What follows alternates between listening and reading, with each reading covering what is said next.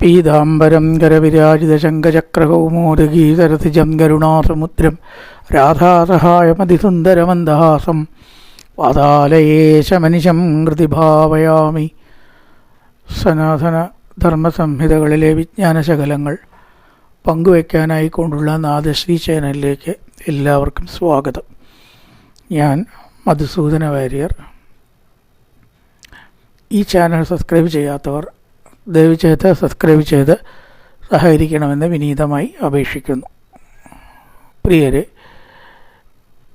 സർവേശ്വരനായിരിക്കുന്ന ഭഗവാന്റെ അവതാരമായിരിക്കുന്ന കപിലവാസുദേവൻ്റെ ചരിതമാണ് നമ്മൾ അനുസ്മരിച്ചു കൊണ്ടിരുന്നിരുന്നത്. അമ്മയായ ദേവഹൂതി ശാശ്വതമായിട്ടുള്ള സുഖം കിട്ടാൻ എന്താണ് മാർഗം എന്ന് ഈശ്വരനായിട്ടുള്ള തൻ്റെ പുത്രനോട് ചോദിക്കുകയാണ്. അതിനുള്ള ഒരൊറ്റ മാർഗമാണ് മനസ്സ് സുഖവും ദുഃഖവും അല്ലാത്ത ഒരവസ്ഥയിലേക്ക്, സുഖത്തിനെയും ദുഃഖത്തിനെയും സ്വീകരിക്കാത്ത ഒരു നിലയിലാക്കുകയാണ് അതിനുള്ള മാർഗം. ശരിക്കും ബ്രഹ്മവിദ്യ, ഈശ്വരജ്ഞാനം എന്നൊക്കെ പറയുന്നത് ഇതാണ്. അപ്പോൾ സുഖത്തെയും ദുഃഖത്തെയും സ്വീകരിക്കാതെ ആക്കണമെങ്കിൽ എന്തുണ്ടാവണം? അതിനുള്ള പ്രധാന മാർഗമാണ് ഭക്തി. ഭക്തി കൊണ്ട് മനസ്സ് സുഖമല്ല ദുഃഖമല്ല അങ്ങനെ നമുക്ക് ലഭിക്കുന്നതായിട്ടുള്ള ഒരു നിർവൃതി എന്ന ഭാവത്തിലേക്ക് എത്തണം. ഈ നിർവൃതിയുടെ പ്രത്യേകത എന്താണെന്ന് വെച്ചാൽ സുഖവും നിർവൃതിയായിട്ടുള്ള വ്യത്യാസം. സുഖത്തിൽ ഞാനുണ്ട്, ഞാനാണ് സുഖം അനുഭവിക്കുന്നത്. നിർവൃതിയിലോ ഞാനില്ല, അപ്പോൾ അനുഭവിക്കണമില്ല, ഞാനുമില്ല, അനുഭവമില്ല. അങ്ങനെ ഒരു പ്രത്യേക അവസ്ഥയാണ് നിർവൃതി. അതിനെന്താണ് മാർഗം? അങ്ങനത്തെ അവസ്ഥയിലേക്ക് മനസ്സിനെ ആക്കാൻ ഒരൊറ്റ വഴിയുള്ളൂ, ഭക്തി. ഭക്തി കൊണ്ട് നമുക്ക് അത്തരം ഒരവസ്ഥയിൽ നമ്മുടെ മനസ്സിനെ എത്തിക്കാം. ഭക്തി എങ്ങനെ ഉണ്ടാവും? സത്സംഗം കൊണ്ടേ ഉണ്ടാവും. ഭക്തന്മാരുടെ കൂടെ കൂടിയ ഭക്തി കിട്ടും. ധനമുള്ളവരുടെ കൂടെ കൂടിയ ധനം ഉണ്ടാവും, അവർ നല്ലവരാണെങ്കിൽ. ഭക്തിയുള്ളവർ നല്ലവരായിരിക്കും. അതുകൊണ്ട് ആ ഭക്തി മറ്റുള്ളവർക്ക് കൊടുക്കാൻ അവർക്ക് താല്പര്യമുണ്ട്. മേടിക്കണവർക്ക് മേടിക്കാം, അത്രയേ ഉള്ളൂ. വേണ്ടാത്തവരെ അടിച്ചേൽപ്പിക്കാൻ പറ്റില്ല. അപ്പോൾ ഭക്തന്മാരുടെ കൂടെ അതാണ് ഭക്തി ഉണ്ടാവാനുള്ള ഏക മാർഗം. കുറേ ബുദ്ധിമുട്ടൊക്കെ ഉള്ള മാർഗ്ഗമാണോ? ഒരിക്കലുമല്ല. ഭക്തിസ്തു കഥാരസ അമൃതചരീ നിർമ്മജ്ജനേന സ്വയം സിദ്ധ്യന്തി. തന്നെ ഉണ്ടായിക്കോളും. കേട്ടവിടെ ഇരിക്കാനുള്ളൊരു മനസ്ഥിതി വേണം, അത്രയേ ഉള്ളൂ. സ്വയം സിദ്ധ്യന്തി, തന്നെ ഉണ്ടാവും. ബുദ്ധിമുട്ടുണ്ടോ? താമസമുണ്ടോ? അതുമില്ല. അതാണ് സദ്യ എന്ന് പറഞ്ഞാൽ വേഗം. മലയാളത്തിലത്തെ സദ്യ അല്ല കേട്ടോ. സദ്യ സംസ്കൃതത്തിൽ വരുമ്പോൾ സ്പീഡ് എന്നുള്ള അർത്ഥമാണ്, ശീഘ്രം, വളരെ വേഗം. കുറച്ചൊക്കെ കഴിയുമ്പോഴേക്കാണ് നമുക്ക് ഭക്തിയുടെ ലക്ഷണങ്ങൾ കണ്ടു തുടങ്ങും. അതുകൊണ്ട് അമ്മേ, ഭക്തന്മാരുടെ കൂടെയുള്ള സംഘമാണ് ഭക്തി ഉണ്ടാവാനുള്ള ഏകമാർഗം. ആ ഭക്തന്മാരെ കണ്ടാൽ എങ്ങനെ അറിയാം? ശാന്തമായിട്ടുള്ള സ്വഭാവമുള്ളവർ, എല്ലാം സഹിക്കാൻ കഴിവുള്ളവർ, എല്ലാവരോടും സുഹൃദ്ഭാവത്തിൽ വർത്തിക്കുന്നവർ, ഇങ്ങനെയൊക്കെയുള്ളവരാണ് സജ്ജനങ്ങൾ. അപ്പം അവരോടുള്ള ആ ഒരു സംഘം നമുക്കും ഭക്തി ഉണ്ടാവും. സദാം പ്രസംഗാൻ മമവീര സംവിധോ ഭവന്തി ഹൃത് കർണരസായന കഥ. വളരെയധികം ചെവിക്ക് ആസ്വാദ്യമായിട്ടുള്ള ഈശ്വര കഥകൾ, കേൾക്കുമ്പോൾ തന്നെ സുഖമുള്ള കഥകൾ അവർ പറയാൻ ഇടയാവും. പല അത്തരം കഥകളും കേൾക്കുമ്പോൾ നമുക്കും ഭക്തി ഉണ്ടാവുന്നു. ഉറച്ചതായിരിക്കുന്ന ഭക്തിയുള്ളവർക്ക് ഈ ലോകത്തിൽ ഒന്നിനെയും പേടിയോ സംശയമോ ഒന്നും തന്നെ ഉണ്ടാവില്ല. അപ്പോൾ ദേവഗുരു ചോദിക്കുകയാണ്, അങ്ങനെയുള്ള ഭക്തി ഉള്ള ഒരാളെ കണ്ടാൽ എങ്ങനെ തിരിച്ചറിയാം? ഭക്തൻ ആണോ? ഭക്തി ഉണ്ടായോ? ഭക്തി എന്നുള്ളതിൻ്റെ ആ ലിസ്റ്റിൽ പെട്ടിട്ടുണ്ടോ എന്ന് എങ്ങനെ ഭഗവാനെ തിരിച്ചറിയാം? അമ്മ, അതിനുള്ള വഴി, യഥാർത്ഥ ഭക്തനെ ഈ ലോകത്തിൽ ഒരു വസ്തുക്കളോടും സംഘം ഉണ്ടാവില്ല. മോക്ഷം അവർക്ക് വേണ്ട. സാധാരണ നിലയ്ക്ക് ഒരാൾക്ക് 3 കാര്യം അത്ര വേണ്ടി. ഒന്ന് ഈ ലോകത്തിലത്തെ സുഖസൗകര്യങ്ങൾ, പിന്നെ പരലോകത്തിലത്തെ സ്വർഗ്ഗസുഖാദി കാര്യങ്ങൾ. ഇത് രണ്ടും വേണ്ടാത്തൊരു കൂട്ടരുണ്ട്, മോക്ഷം വേണ്ടവർ. ഈ 3ഉം വേണ്ടാത്തവരാണ് യഥാർത്ഥ ഭക്തന്മാർ. മോക്ഷം വേണോ ചോദിച്ചാൽ അതും വേണ്ട. സ്വർഗാദി ലോകങ്ങൾ വേണോ? അതും വേണ്ട. ഈ ലോകത്തെ സുഖം വേണോ? അതും വേണ്ട. പിന്നെ എന്താ വേണ്ടത്? ശരീരം കൊണ്ട് ഭഗവാനെ ഭജിക്കുക, കിട്ടിയ കാലം അത്രേനെ അവർക്ക് ലക്ഷ്യമുള്ളൂ. മോക്ഷം കിട്ടിയാലും വേണ്ടില്ല, കിട്ടിയില്ലെങ്കിലും വേണ്ട. അപ്പം മോക്ഷം വേണ്ട ഭക്തനെ, മോക്ഷം വേണ്ടാത്തതായിട്ടൊരു ഭക്തനെ തിരിച്ചറിയാനൊരു കഥ പറയും. പണ്ട് ഈ നാരദൻ വൈകുണ്ഠത്തിലേക്ക് പോയിട്ട് തിരിച്ചു വന്നപ്പോൾ നാരദ ഒന്ന് വൈകുണ്ഠത്ത് പോയിട്ട് ഒന്നും കൂടി പോകണം, തിരിച്ചു പോയിട്ട് ഞങ്ങൾക്കൊക്കെ മോക്ഷം കിട്ടാൻ എത്ര കാലം വേണ്ടി വരും, അതൊന്ന് ഭഗവാനോട് ചോദിച്ചിട്ട് വരുമോ ചോദിച്ചു. ഒരാൾ മോക്ഷം വേണ്ട ആളാണ്, മറ്റേ ആൾക്ക് മോക്ഷേ വേണ്ടാത്ത ആളാണ്, യഥാർത്ഥ ഭക്തനാണ്. രണ്ടാളുടെ പേരും നാളും ഒക്കെ എഴുതിയെടുത്തു. നാരദൻ അവിടെ ചെന്നു, ചോദിച്ചു, തിരിച്ചു വന്നു. നാരദ ചോദിച്ചു അപ്പോൾ മോക്ഷം വേണ്ട ആൾ ചോദിച്ചു, എനിക്ക് എത്ര ജന്മം കഴിഞ്ഞിട്ട് മോക്ഷം കിട്ടുന്ന ഭഗവാൻ പറഞ്ഞത്? മോക്ഷം വേണ്ട ആളാണ് അയാൾ. അപ്പോൾ പറഞ്ഞു, അവിടെ ഒരു പുളിമരം നിൽക്കുന്നുണ്ട്, അത്രയും ആ പുളി മരത്തിൽ എത്ര ഇലയുണ്ടോ അത്ര ജന്മം കഴിയണം അങ്ങേക്ക് മോക്ഷം കിട്ടാനെന്നാണ് ഭഗവാൻ പറഞ്ഞത്. അയ്യോ, ഇത്രയൊക്കെ വേണോ ചോദിച്ചു. എന്നാൽ അതിനേക്കാളൊക്കെ എത്രയോ അധികമായിരിക്കണം കേട്ടോ. ഇനിയിപ്പോൾ അതുകൊണ്ടൊന്നും മോക്ഷം കിട്ടാൻ പോണില്ല. അപ്പോൾ അടുത്ത ആൾ ചോദിച്ചു, മോക്ഷം വേണ്ടാത്ത ആൾ, എനിക്ക് മോക്ഷം കിട്ടാൻ എത്ര കാലം കഴിയണം? ഒരു 4 ജന്മം കൂടി കഴിയേണ്ടി വരും. അയ്യോ, അത്രേ വേണ്ടു, അപ്പോഴേക്ക് എനിക്ക് മോക്ഷം കിട്ടുമോ നാരദ? എനിക്ക് അപ്പോഴൊന്നും മോക്ഷം വേണ്ട, കാരണം മോക്ഷം കിട്ടിയാൽ ഭഗവാനുമായിട്ട് അടുക്കാൻ കഴിയില്ല. ഭഗവാനുമായിട്ട് ഒന്നായിട്ട് ചേർന്നാൽ ഭഗവാനെ അനുഭവിക്കാൻ കഴിയും. മധുരപലഹാരമായിട്ട് മാറിയ മധുരപലഹാരത്തിൻ്റെ ആ സുഖം നമുക്ക് അനുഭവിക്കാൻ കഴിയില്ല. അപ്പോൾ അത് വേറെ തന്നെ നിൽക്കുന്നതാണ് ഞാൻ ആഗ്രഹിക്കുന്നത്. അപ്പോൾ പറഞ്ഞു, അങ്ങേക്ക് ഇപ്പം തന്നെ സമയമായിട്ടോ, ഇനി 4 ജന്മമൊന്നും വേണ്ട. ഇതാ കാരണം മോക്ഷത്തിൽ താല്പര്യമില്ലാത്ത ഒരു ഭക്തന് അത് വേഗം കൈവരും. താല്പര്യമുള്ളവർക്ക് അതിൽ ശ്രദ്ധ ഉണ്ടായിട്ട് ആ ഫലം നീണ്ടുപോകും. അപ്പോൾ യഥാർത്ഥ ഭക്തൻ മോക്ഷം പോലും ആഗ്രഹിക്കണില്ല. ഇതാണ് അമ്മേ യഥാർത്ഥ ഭക്തൻ്റെ ലക്ഷണം എന്ന് പറഞ്ഞു കൊടുക്കുകയാണ്. ഒരു കാര്യത്തിൽ ഈ ലോകത്തിലോ പരലോകത്തിലോ മോക്ഷത്തിലോ താല്പര്യമില്ലാത്തതായിട്ടുള്ള ഭക്തനാണ് യഥാർത്ഥത്തിലുള്ള ഭക്തൻ. ആ ഭക്തൻ പ്രപഞ്ചത്തിലുള്ള എല്ലാ പ്രതിഭാസങ്ങളും ഭഗവാന്റെ സങ്കല്പമായിട്ട് മനസ്സിലാക്കും. കാറ്റ് വീശിയാലും അതെ, അഗ്നി കത്തുമ്പോഴും അതെ. ഈ കാറ്റൊക്കെ എങ്ങനെയാണ് ഇങ്ങനെ വീശുന്നത്? കാണും കൂടി ചെയ്യില്ല കാറ്റിനെ, പക്ഷേ ആ കാറ്റില്ലാണ്ട് ഒരു നിമിഷം നമുക്ക് നിൽക്കാൻ വയ്യ. ഭഗവാന്റെ ഒരു കളി എന്ന് ഭക്തൻ വിചാരിക്കുന്നു. അഗ്നി കാണുമ്പോൾ എവിടേക്കാണ് ഈ അഗ്നി ഇങ്ങനെ മറയണത്? എവിടെയെങ്കിലും പോണ് കാണാനില്ല നമ്മൾ. ഓട്ടോറിക്ഷയിലും കാറിലൊക്കെ അഗ്നി പോണ് കാണുന്നുണ്ടോ? പക്ഷേ എവിടേക്കാണ് ഇത് മറയുന്നത്? എങ്ങനെയാണ് ഇത് ഉണ്ടാവുന്നത്? ഭഗവാന്റെ ഒരു അത്ഭുതം. അപ്പോൾ ആ അഗ്നി കാണുമ്പോഴും സൂര്യനെ കാണുമ്പോഴും ചന്ദ്രനെ കാണുമ്പോഴും അല്ലേ, ഭൂമി തിരിയുമ്പോഴും ഭൂമിയുടെ അത്ഭുതങ്ങൾ കാണുമ്പോഴും ജലം കാണുമ്പോഴും നല്ലൊരു പുഷ്പം കാണുമ്പോൾ ഈ കളറ് എങ്ങനെ ഇതിന് കിട്ടി? നല്ലൊരു മധുരപലഹാരം നമ്മൾ കഴിക്കും, ഒരു പഴം നമ്മൾ കഴിക്കുമ്പോൾ ഈ മധുരം അതിനെങ്ങനെ കിട്ടി? ഇതാര് കൊടുത്തു? ഇങ്ങനെ ഒരു ഭക്തൻ എന്ത് പ്രവൃത്തി ചെയ്യുമ്പോഴും അതിന് കാരണക്കാരായിട്ടുള്ള ഭഗവാനെ ചിന്തിക്കും. ഓരോ ശ്വാസത്തിലും ഭഗവാനെ ചിന്തിക്കും. അതാണ് യഥാർത്ഥ ഭക്തൻ്റെ ലക്ഷണം. അവൻ ഈ ലോകത്തിൽ നിന്ന് ഭഗവാനിൽ നിന്ന് ഒന്നും ആഗ്രഹിക്കുന്നില്ല. മോക്ഷം ആഗ്രഹിക്കുന്നില്ല, ഇഹലോകസുഖം ആഗ്രഹിക്കുന്നില്ല, പരലോകസുഖം ആഗ്രഹിക്കുന്നില്ല, യാതൊന്നും ആഗ്രഹിക്കാത്തവനാണ് അമ്മേ ഭക്തി. ആ ലക്ഷണങ്ങൾ, ഈ വക ലക്ഷണങ്ങൾ കണ്ടാൽ നമുക്ക് തീർച്ചപ്പെടുത്താം അവൻ യഥാർത്ഥത്തിലുള്ള ഭക്തനാണ്. അപ്പം അങ്ങനെയുള്ള ഭക്തി ഉണ്ടാവാനാണ് നമ്മൾ ശ്രദ്ധിക്കേണ്ടത്. സജ്ജനങ്ങളുടെ കൂടെ കൂടുന്ന സമയത്ത് അവരുടെ അനുഭവകഥകൾ പലതും കേൾക്കാണ്ടാവും. ഒരു സ്വാമിജി പ്രഭാഷണം ചെയ്യുമ്പോൾ പറഞ്ഞു, ഏത് ആപത്തിൽ നിന്നും ഭക്തനെ ഭഗവാൻ രക്ഷിക്കും. അപ്പോൾ അവിടെ കേട്ടുകൊണ്ടിരുന്ന ഒരാൾ ചോദിച്ചു, സ്വാമി, ഈ ആ വൃക്ഷത്തിൻ്റെ മുകളിൽ ഞാൻ കയറി ഇങ്ങോട്ട് ചാടിയാൽ എൻ്റെ കാല് പൊട്ടാതെ ഭഗവാൻ രക്ഷിക്കുമോ?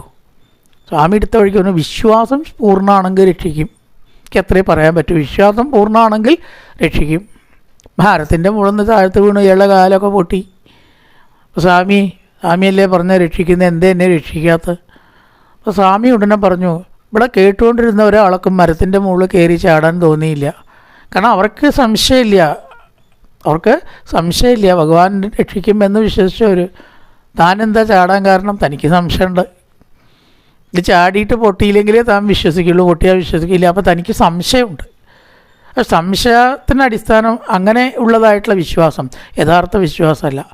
ഒരു സംശയവും ഇല്ലെങ്കിലോ ആ വിശ്വാസമാണ് യഥാർത്ഥത്തിലുള്ള വിശ്വാസം. അപ്പോൾ സംശയം ആത്മാവിനശ്യതി എന്ന് ഗീതയിലും ഭഗവാൻ, സംശയം ഉണ്ടെങ്കിൽ അവന് നാശമാണ്. അതുകൊണ്ട് യാതൊരു സംശയവും കൂടാതെ എന്നിൽ യഥാർത്ഥമായിട്ട് ഉറച്ചതായിട്ടുള്ള ഭക്തി ഏതൊരാൾക്കുണ്ടോ അമ്മേ, അതാണ് യഥാർത്ഥ ഭക്തൻ്റെ ലക്ഷണം.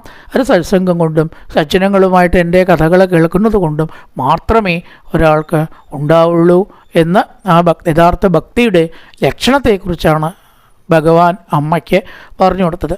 നമ്മൾ പലരുടെ കൂടെ കൂടുമ്പോൾ പല കഥകളും കേൾക്കുമ്പോൾ ഗുരുവായൂരപ്പനെ പറ്റി രോഗം മാറിയിട്ടുള്ള കഥ ഇത്ര ആൾ പറഞ്ഞു കേട്ടിട്ടുണ്ട്. ഈ വില്വമംഗലത്തിന് ഭക്തിയുണ്ടായ കഥ പറയും. എങ്ങനെയാ ചോദിച്ചാൽ അദ്ദേഹം വലിയൊരു സ്ത്രീജനാസക്തനായിരുന്നു, ആദ്യം ഭക്തിയൊക്കെ ഉണ്ടാവണതിൻ്റെ മുമ്പേ എന്നാണ്. ഒരു ഗംഭീര മഴ പെയ്ത സമയത്ത് നദിയൊക്കെ കര കവിഞ്ഞ് ഒഴുകി. ഈ നദിയുടെ അക്കരയിലൊരു സ്ത്രീയായിട്ട് ഇയാൾക്ക് അന്ന് കഴിച്ചു കൂട്ടണം. മഴയൊന്നും അയാൾക്ക് പ്രശ്നമില്ല, അദ്ദേഹത്തിന് അന്ന് പ്രശ്നമായിരുന്നില്ല. ഗംഭീര മഴയാണെങ്കിലും എങ്ങനെയൊക്കെയോ നനഞ്ഞിട്ടോ നനയാണ്ടോ ഒക്കെ പെയ്യുന്ന നദി എങ്ങനെ കിടക്കും? ഈശ്വര, നദി കിടക്കാൻ എന്തോ ഒരു സാധനമോ മരമുട്ടിയാണോ വിചാരിച്ച് കിട്ടിയിൽ കയറി നദിയുടെ അപ്പുറത്തേക്ക് എത്തി. അപ്പുറത്തേക്ക് എത്തിയപ്പോൾ കുറച്ച് ഉയരത്തിലാണ് ഈ സ്ത്രീയുടെ വീട്. കയറാൻ പറ്റണ്ടേ, കയ്യിലെന്തോ കിട്ടി, അത് പിടിച്ച് കയറി എങ്ങനെയൊക്കെയോ അവിടെ എത്തി. ആ സ്ത്രീ അത്ഭുതപ്പെട്ടു. ഈ പെരുമഴയത്ത് എങ്ങനെ ഈ ഇദ്ദേഹം തൻ്റെ അടുത്തേക്ക് എത്തിയത്? അപ്പം ഇദ്ദേഹം ഉണ്ടായ കഥയൊക്കെ പറഞ്ഞു. നല്ലോണം വെള്ളം ഉണ്ടായിരുന്നു നദിയിൽ, പക്ഷേ ഒരു മരത്തടി കണ്ടു, അരമ്പിൽ കയറിയിട്ടാണ് കര ഇപ്പുറത്തേക്ക് എത്തിയത്. പക്ഷേ ഉയരം എങ്ങനെ കയറുമെന്ന് വിചാരിച്ചു ഉയരത്തേക്ക് കയറാൻ നോക്കിയ സമയത്ത് ഒരു കയറിങ്ങനെ കിടക്കുന്നുണ്ടോ എന്ന് പറഞ്ഞു. ശരി, അതൊരു പെരുമ്പാമ്പാണ്. നോക്കിയ സമയത്ത് അതൊരു പെരുമ്പാമ്പാണ്. അതാണെന്നൊന്നും അറിഞ്ഞില്ല. ഈ സ്ത്രീയായിട്ട് ചേരാനുള്ള അദ്ദേഹത്തിൻ്റെ അത്യുത്സാഹത്തിൽ ഈ പെരുമ്പാമ്പിനെ കയറാണ് എന്ന് വിചാരിച്ചു അദ്ദേഹം. ഈ മരത്തടി എന്ന് പറഞ്ഞ സംഗതി ശരിക്കും പറയാച്ച ഒരു മരിച്ച ശരീരമായിരുന്നു, ഡെഡ് ബോഡിയായിരുന്നു. പക്ഷേ ആ സ്ത്രീയുടെ അടുത്ത് എത്താനുള്ള ഉത്സാഹം കൊണ്ട് അത് മരത്തടിയായിട്ട് അദ്ദേഹം തെറ്റിദ്ധരിച്ചു. അപ്പോൾ ആ സ്ത്രീ ചോദിച്ചു, തിരുമേനി, എൻ്റെ അടുത്ത് എത്താൻ അങ്ങ് കാട്ടിക്കൂട്ടിയിട്ടുള്ള ഈ വെപ്രാളവും ഈ ഉത്സാഹവും ഭഗവാന്റെ അടുത്തേക്കാണ് എത്താനാണ് കാണിച്ചതെങ്കിൽ അങ്ങ് എവിടെ എത്തിയിട്ടുണ്ടാവും എന്നൊരു ചോദ്യം.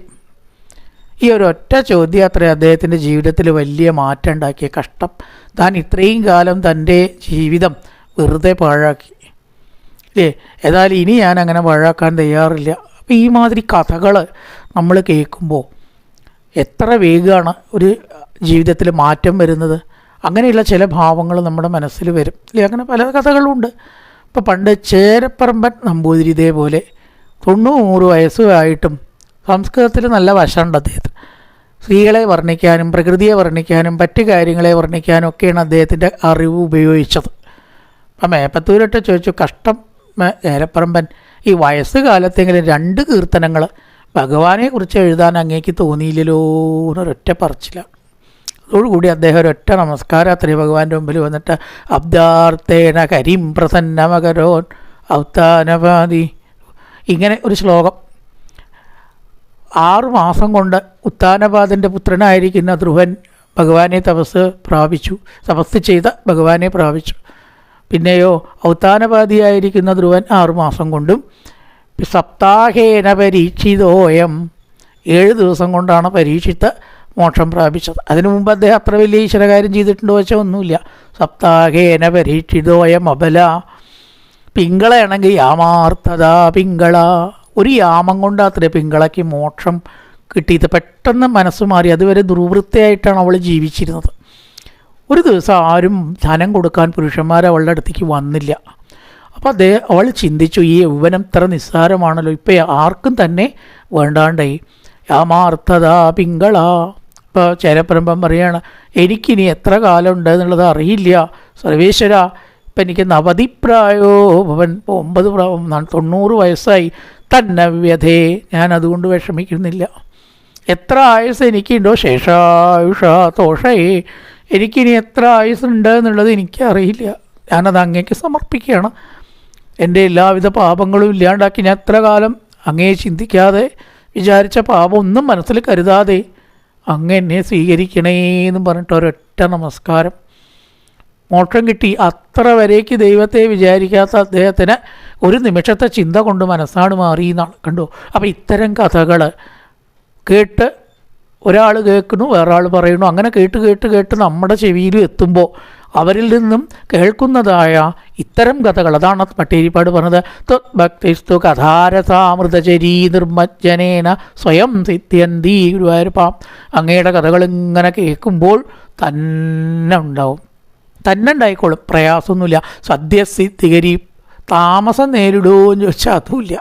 ഒരു കഥ നമ്മൾ ശരിക്കും കേട്ടാൽ ആദ്യം മുതൽക്ക് അവസാനം വരെ കേൾക്കണതിൽ ഇടയ്ക്ക് 2 തുള്ളി കണ്ണുനീരെങ്കിലും നമ്മുടെ കണ്ണിൽ നിന്ന് വരാതിരിക്കില്ല ഒരു മനുഷ്യനാണെങ്കിൽ. കുറച്ചെങ്കിലും നന്നാവാനുള്ള യോഗമുള്ള മനുഷ്യനാണെന്ന് വെച്ചാൽ ഭക്തിയോട് കൂടിയിട്ടാണ് പറയുന്നതെങ്കിൽ, ശാസ്ത്രത്തോട് കൂടിയിട്ടാണ് കേൾക്കേണ്ടതെങ്കിൽ 2 തുള്ളി കണ്ണുനീര് വാർക്കാൻ കഴിഞ്ഞാൽ അത് മതി. അത് എത്രയോ ജന്മത്തെ തപസ്സിന് തുല്യമാണത്രേ. 2 തുള്ളി ഭക്തി കണ്ണീര് നമ്മുടെ കണ്ണിന്ന് വീഴ്ത്താനായിട്ട് സാധിക്കുകയാണെങ്കിൽ. അപ്പം അതാണ് ഭക്തിയുടെ മാഹാത്മ്യം, സത്സംഗത്തിൻ്റെ മാഹാത്മ്യം, ഈശ്വര കഥകളുടെ ആ ഒരു മാഹാത്മ്യം.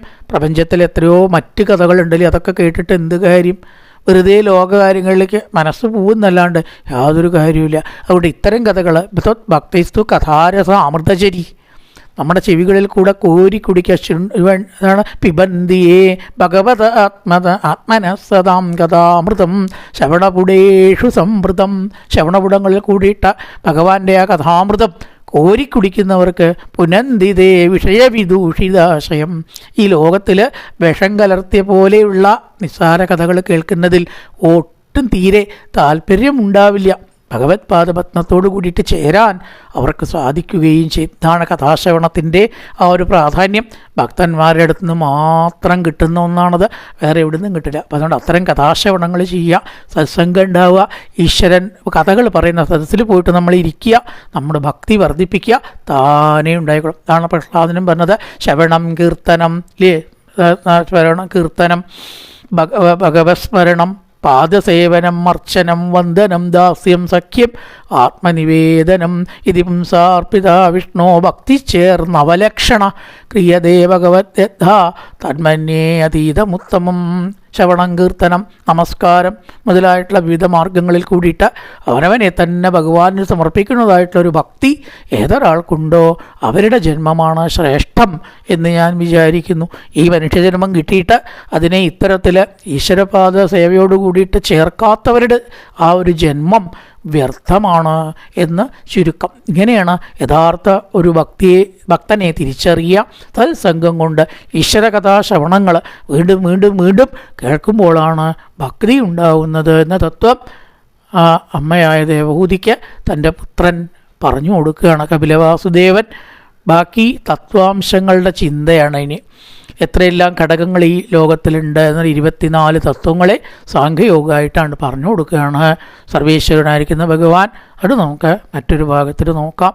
കായേന വാചാ മനസേന്ദ്രിയേർവാ ബുദ്ധ്യാത്മനാ വാ പ്രകൃതേ സ്വഭാവാൻ കരോതി യത്സകലം പരസ്മൈ നാരായണായേതി സമർപ്പയാമി. ഓം പൂർണ്ണമദ പൂർണ്ണമിദം പൂർണ്ണാൽ പൂർണ്ണമുദച്യതേ പൂർണ്ണസ്യ പൂർണ്ണമാദായ പൂർണ്ണമേവാവശിഷ്യതേ. ഓം ശാന്തി ശാന്തി ശാന്തി. ഹരി ഓം ശ്രീ ഗുരുഭ്യോ നമഃ. ഹരി ഓം.